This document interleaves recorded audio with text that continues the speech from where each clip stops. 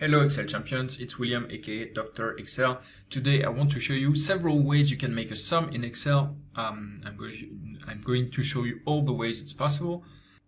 As usual, I'll give you the file right below the video. There's going to be a link to download it so you can see all the formulas and everything and follow with me. And I'm going to show you right away. So the most naive way to make a sum is actually to enter the formula by hand. So plus one cell plus the second plus third plus etc. etc.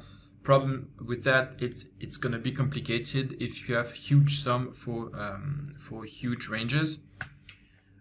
So in that case, so that's the first naive way.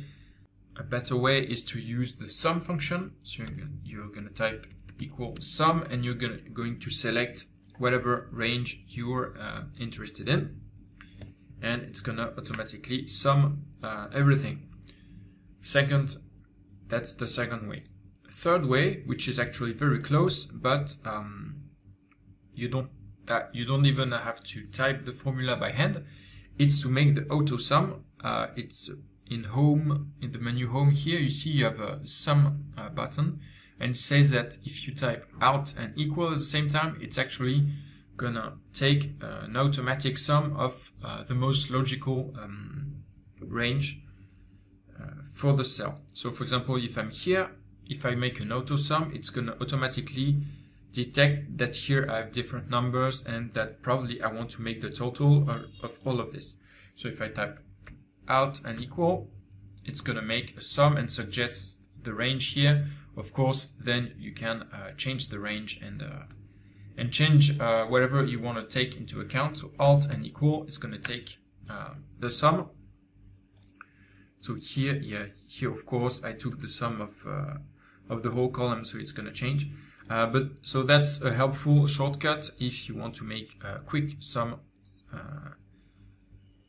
Alt and equal, and so that's the third way. And the fourth way I wanted to show you is when you want to make a really quick sum without entering anything in your spreadsheet, for example, because it's in the middle of a tab that you don't want to modify.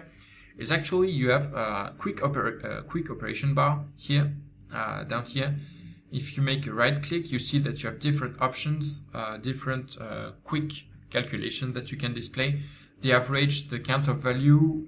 I have the sum selected. You can as well choose the minimum, maximum to display each time.